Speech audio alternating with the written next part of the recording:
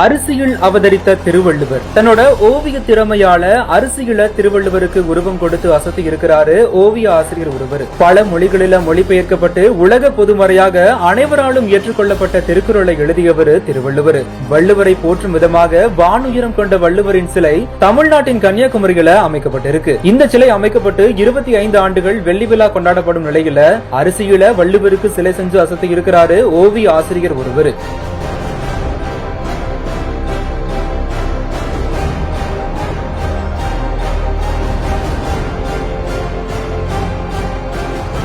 உலக பொதுமறையாம் திருக்குறளை தந்த திருவள்ளுவருக்கு தமிழகத்தின் கடைக்கோடி மாவட்டமான கன்னியாகுமரி கடலில 133 அடி உயர திருவள்ளுவர் சிலை அமைக்கப்பட்டு 25 ஆண்டுகள் ஆகுது. இதனை முன்னிட்டு தமிழக அரசு சார்பில் வெள்ளி விழா கொண்டாடப்பட இருக்கிற நிலையில நெல்லை மாவட்டம் கல்லிடைக்குறிச்சி பகுதியைச் சேர்ந்த தனியார் பள்ளிகளை பணியாற்றி வரும் ஓவிய ஆசிரியர் சரவணன் என்பவர் வள்ளுவரை பெருமைப்படுத்தும் விதமா வெள்ளி விழா ஆண்டை முன்னிட்டு தனது ஓவிய திறமை மூலமா 3 இன்ச் உயர அளவுக்கு வெறும் அரிசிகளை மட்டுமே பயன்படுத்தி சிலை செஞ்சு அசத்தி இருக்கிறாரு. இந்த சிலை செஞ்சது குறித்து அவர் பேசும்போது, வான்புகழ் கொண்ட வள்ளுவருக்கு அறத்துப்பால், பொருட்பால், காமத்துப்பால் ஆகிய முப்பாலை அடிப்படையாக கொண்டு 3 இன்ச் அளவுக்கு சிலை செஞ்சிருப்பதா அவர் சொல்றாரு. அவருக்கு சிலை செய்வது பெருமையானதுன்னு அவர் தெரிவிச்சிருக்கிறாரு. மேலும் அரசு பள்ளிகளில ஓவிய ஆசிரியர் பணியிடங்களை நிரப்ப வேண்டும்னு அவர் வலியுறுத்தி இருக்கிறாரு.